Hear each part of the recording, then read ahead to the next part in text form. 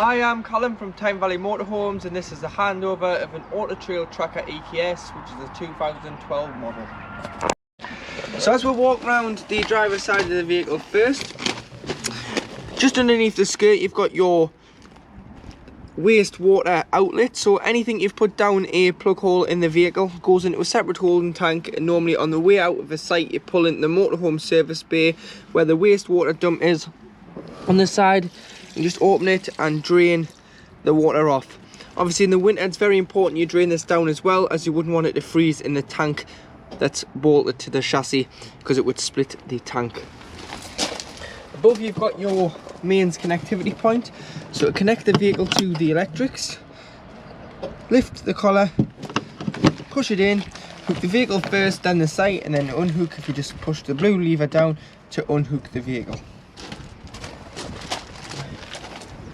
There's a vent cover that goes on here, and it has to be removed so it looks like this when heating the water on gas. If you were heating it on electric, then that's fine, it can stay on, and when you're travelling we do advise that you put it back on to keep the vent clean. But this is what the cover looks like, so clips on there. To get it off, just thumb in the middle and peel it off. So only when heating the water on gas, you take the cover off.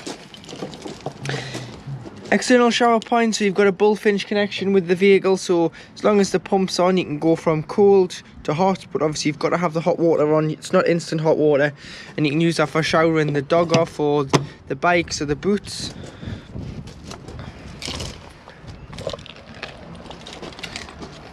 This key does all of your lockers, and obviously this key does that locker there, which I'll get to in a moment.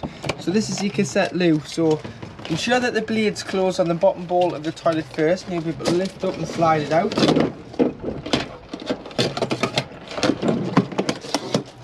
You've got a handle there so you can drag it to your waste disposal point. And then what you do is you would remove this cap, go to your waste disposal point, which is normally behind or beside the toilet block, press this button, tip it out. Once you've tipped it out, put some water in via the spout, give it a final rinse and tip out again. And then if you're filling with the liquid, so the blue or the green, a cap full into here, or if you're using the tablets, you'd simply put a pint of water in via the spout and then pull this back and put a tablet down there. And that will just clip back into the vehicle.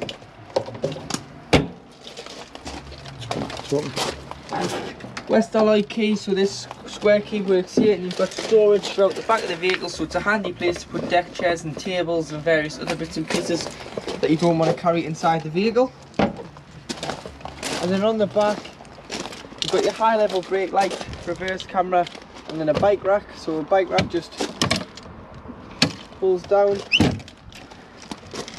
You can move these along the rails, just so these go for your bike wheels, and then obviously they clip over through the spokes to tie the bike wheels down, and then these go for the crossbars, so bike 2 and bike 1 for the crossbars.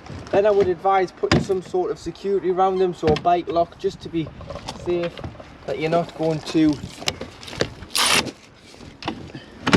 lose your bikes when you stop and leave the vehicle unattended. On the back here, this is where your full-size spare wheel lives, so take this off, big nut, unloosen this comes off, and there's a full-size spare wheel there. And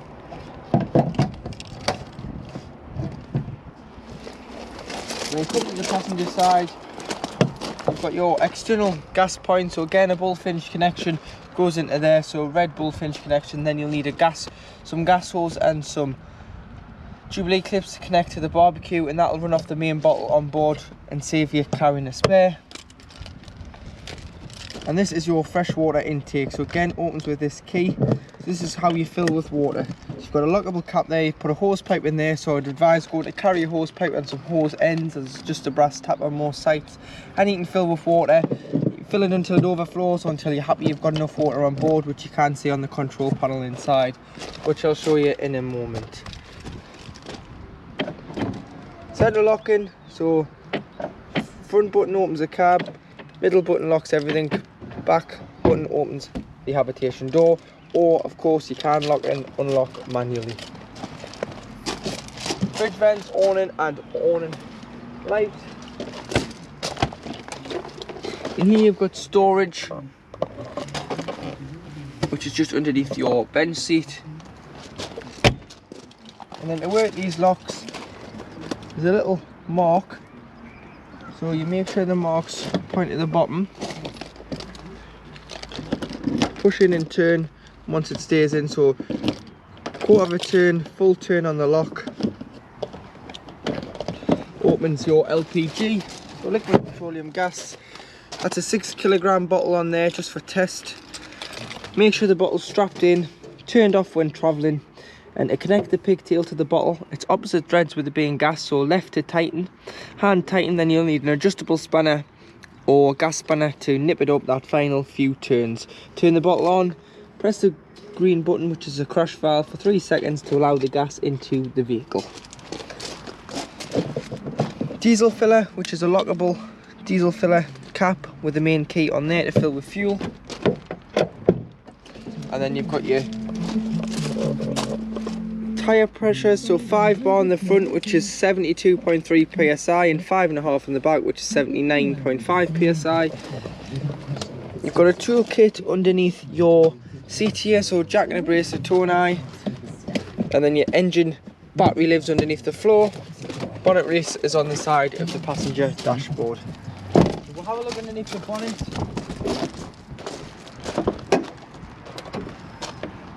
You've got your fluids to the left, so screen wash, brake fluid, power steering fluid, radiator coolant, oil filler and dipstick, paint code, weight plate, so 3.5 ton gross vehicle weight. And then if you did want to tow, your train weight can't exceed 4,840 kilograms, which is the motorhome, whatever you're towing behind you. And then if you did want to jump start the vehicle or use the vehicle to jump start another vehicle, you'd earth here and put the positive on there. Above the habitation door is your 12 volt control panel. So if you've got hookup on board, you'll obviously have mains 240 volt. If you don't, then you'll just have 12 volt off the leisure battery. So you've got your on-off switch, which is the master switch, which turns the vehicle on and off, either 12 volt or 240 if you hooked up or not. Power transfer button, so this is used in an emergency. If the leisure battery does go flat, then you can use the engine battery, but I wouldn't really advise it, because if you flatten the engine battery, then you're going nowhere, so make sure that isn't turned on. You've got your pump for your water. So should you have sufficient water on board, you can use your taps, toilet, shower, external shower. You must have the pump on to pressurise the water. And then you do have your awning light, which is outside on the side of the vehicle. So scrolling through here tells you your control, it tells you your battery. So leisure battery is 13.8 volts, which is good. Vehicle battery is 14.1 volts, which is good. Fresh water is 75% full. Wastewater 0% full. You've got 1.3 amps currently being used off the hookup. And you've got your external temperature of 8.3. Your tank heaters are off, so if you want to turn your tank heaters on, you just press the middle button. So if it's going to potentially freeze overnight, just to keep that water from freezing, there is a tank heater in there which puts some current through the water to stop it freezing. You just turn them on, and then you can set the clock and the alarm should you need to. On this side you've got your heating on electric, so this side, and on this side you've got your ultra store on gas. So I'll start off with this one. So off on the O, go up to 2000 is 2 kilowatts of heat. 9 on the thermostat is equivalent to 30 degrees, so you just adjust your temperature on the thermostat. So you've got 2 kilowatts, you've got off, you've got half a kilowatt, 500 watts, and you've got 1000 watt, which is 1 kilowatt. So just depending on how much stuff you're running and what the current is that you get through your hookup lead on site. So on most sites in the UK you can use 2000. On smaller CL sites abroad, you may have to use 1 kilowatt or half a kilowatt. But if you're boiling a kettle and you've got this on 2 kilowatts, then what you should do is you should turn this down to 1 kilowatt before you start boiling the kettle, because there could be a chance you trip the vehicle out. Across from this, you've got your Ultra Store. So this is Ultra Store, store water, hot water on gas. So you've got 30 to 70 degrees to choose how hot you want your water, and you'd simply just choose how hot your water is. That's where the cover must come off outside, otherwise you'll get a red light on here to say it has failed. And then you've got your lights in the kitchen area controlled off here. So you've got 3 gas rings.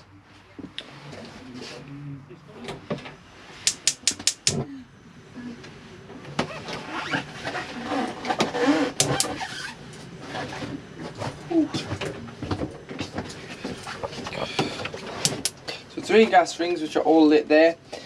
Once you've had them on, allow them to cool before you put the cooker hood down, and you've got 1 240 volt electric hot plate at the back here, so that indicates by the red light. Again, allow it to cool before you put the hood down, otherwise you can smash it. And then below you've got an oven, or should I say you've got a grill, and then below that you do have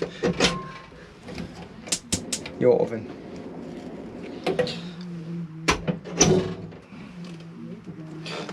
Push this panel in and you've got some pan storage and your gas isolation taps. So these red taps, if there's any problems with gas turned off at the bottle, these are mainly for when the vehicle is serviced. Storage above, storage drawers, cutlery drawer. That drawer doesn't, it's just a false panel, so don't try and pull that. And some more storage in there.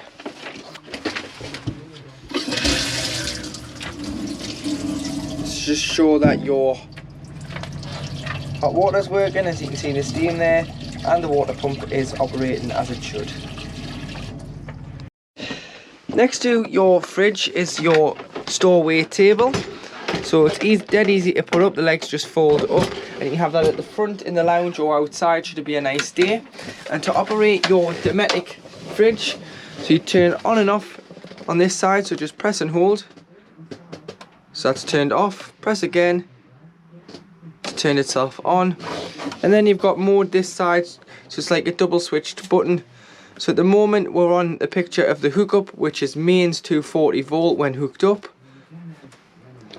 Scroll down, you've got the battery, and it's failing red there because the battery only works when the engine is running, and it's designed to just keep the fridge at the same temperature it was at before departing. So if you're lucky enough to keep this at home, a few days before, hook it up, put the fridge on. The night before, go shopping, put your shopping in, allow it to cool overnight, and then when you are ready to travel, just to keep that temperature the same, turns into a giant cool box, put on the battery. And then when you stop, you can obviously go back to electric or gas, or if you're traveling from one site to another site, you'd use the 12 volt setting just to keep the shopping nice and fresh and edible. And then you can press again and you can go down to gas if you're wild camping and you weren't hooked up. You'll hear it clicking in the background until it fires. But if you are on a site, you just mainly use mains electric, as you've paid your site fees, you've paid for electric included in that, and you wouldn't want to waste your gas. This side you've got your temperature, so when pre-chilling it with no shopping in, you'd probably want it on full, and then as soon as you get shopping in, you probably want to turn it down to 4 or 3, otherwise the shopping may start to freeze. When winterizing as well, you'd want to clean this fridge out with some anti-bac, make sure there's no remaining items left in it, and if you just push this in and slide it out, it stops the door from shutting on itself, and you get air ventilation in around the door to stop any mould growing in the fridge. In your toilet, so you've got a toilet with separate shower. So your shower screens are tied back by this buckle when travelling to stop them rattling around. And then when you do winterize, if you unscrew the shower head from the hose and lie the hose in the tray with the mixer tap open, it stops any water from freezing in this coiled pipe. and it allows any water that's in the lines just to drain directly out of the waste, which would be open. Same with the kitchen tap and the bathroom tap. Lights on here, toiletry cabinet, skylight. You push the button in, slide it back, or slide it into the grooves should you want it open, but make sure this is shut when travelling. Blackout blind for on an evening, and a fly screen. To operate the toilet, make sure the pump's on. Push the blue button at the back, which is fresh water. You'll see that the fan's kicked in there, it's flashing. Just press that till it goes solid. And then there is the toilet with flush. And then on the bottom of the toilet you've got the blade. Slide it to the right, which opens the blade. Always flush first to lubricate the blade. Use it with the blade open, then flush, and then close the blade after use. And then when you get a few lights on here, so more than one light, it indicates that the cassette is full and requires to be taken out of the vehicle and changed with chemical after being emptied. So blade on the front must be closed for the cassette to come out, otherwise it won't come out. To operate your Truma fire, so this is heating the vehicle on gas. So your electric controls are above the habitation door if you are on a site, but if you're wild camping, you'd have to use your gas as you would have no hookup facility. So you've got 1 to 10 here, you just push, it'll automatically self-ignite, and if you look through the pilot hole when you let go, you'll hear it roar. And if you just look there, you can see the flame, the blue flame, just in the bottom corner, just here.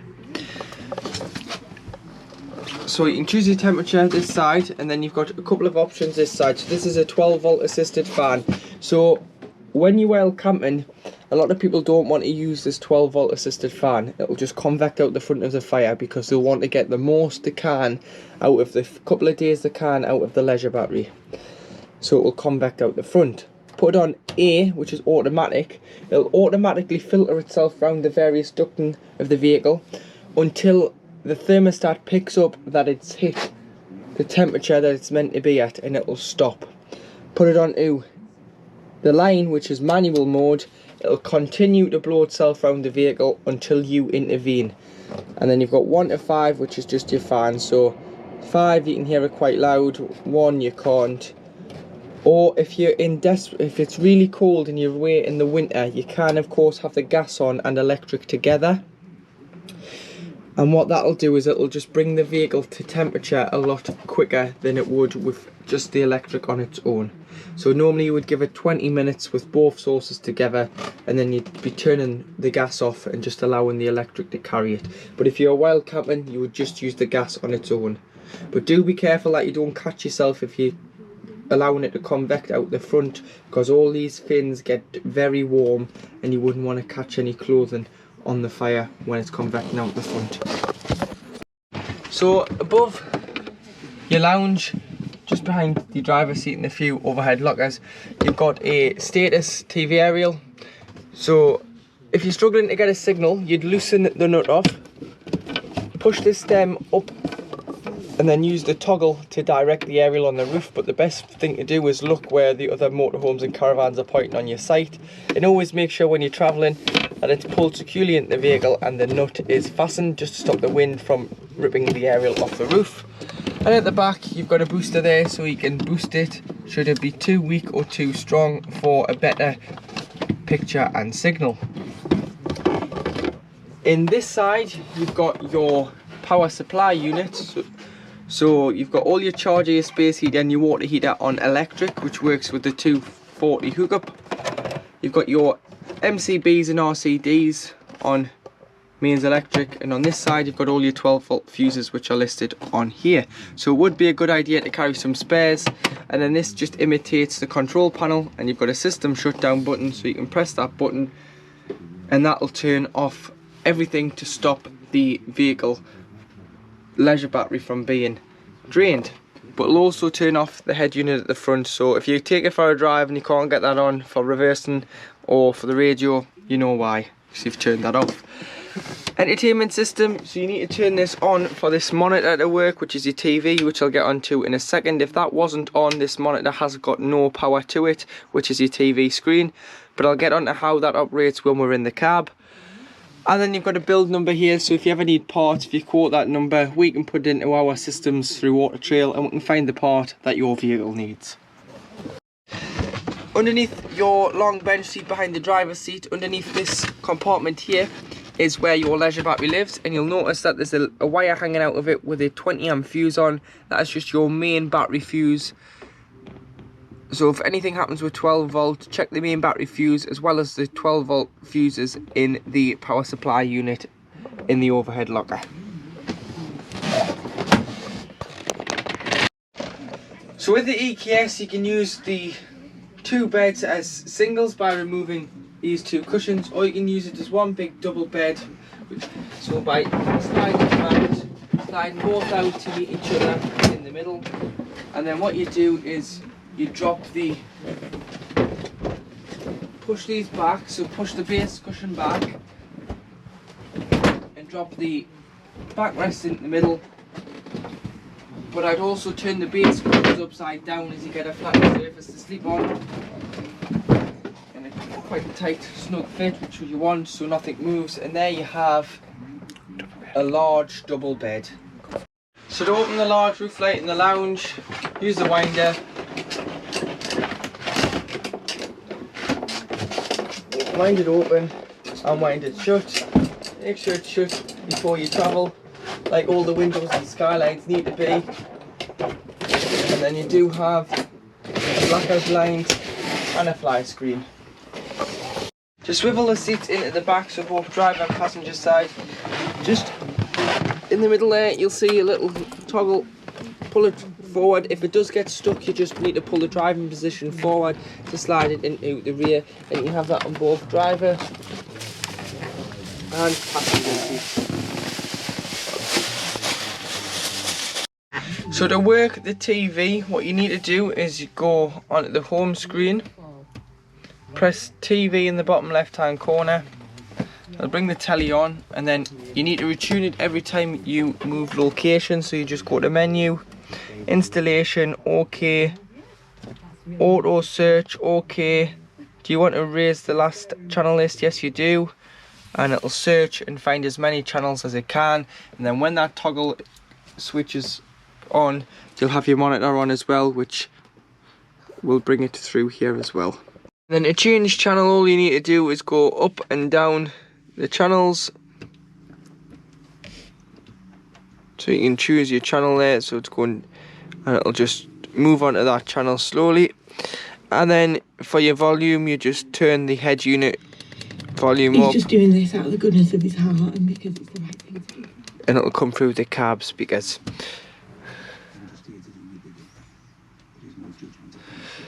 Going back to the menu, we've got your radio, so you can have FM and AM and save up to 6 channels there. You've got DVD, so for a DVD or CD to go in, you just press here, and the head unit will just tilt back, and it will go in there, and then you can have an SD card in there as well, and the GPS chips in the bottom.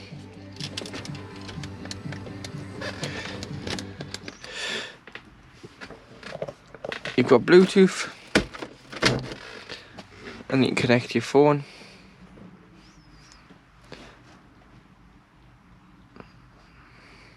If I hit connect, and you would just find this unit on your phone device and press pair, and that's how you connect to it.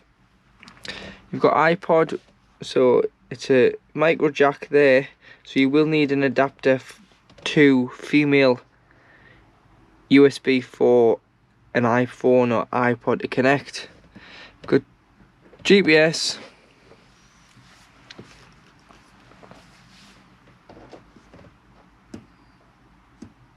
so you just go find address, and then you can put in where you want to go, and then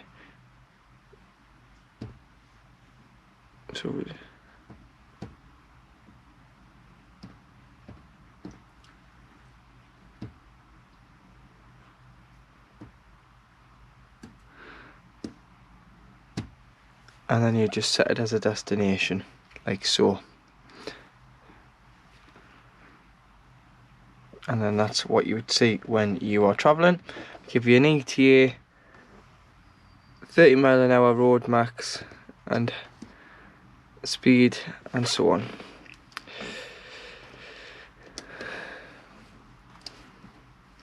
Then you've got TV, so that's how you set the TV away, like I've already shown you. USB, SD card, or auxiliary, just in there. Below, you've got your temperature, and then your fan speed must be on at least one or more for the aircon to work, which is this button here. Then your distribution, so where you want the air to go to, and whether you're recirculating air or bringing fresh air in. So recirculating, bringing fresh air in. Below, you've got heated mirrors, rear fogs, hazard lights. This will lock the door, including the habitation door, as it's on the set of locking. You've got a lockable centre glove box there, and then on here you've got cruise control, so you get your desired speed, turn it on and push it up, and then you can cancel it on the end of the stalk. Lights and indicators, wipers with your trip computer on the side there, so it tells you your miles per gallon, your range, your instant consumption, your travelling times and the miles you've travelled since resetting the computer. Headlight adjustment, mirror adjustment, so you've got two mirrors on each side, top and bottom. Electric windows, and then down the side of the passenger driver seat you do have your handbrake to the right, because that allows the seats to turn. And then you've got your MS cab line, so just pinch and slide these along, and then on the windscreen you just pinch, and then that would be how you'd black out the cab. So same as this on the passenger side, and then you've got your windscreen. And then to turn this head unit off on the end, you just press power, press and hold, and turn it off. So you have to manually turn it off once you've had it on. It doesn't go off with the ignition.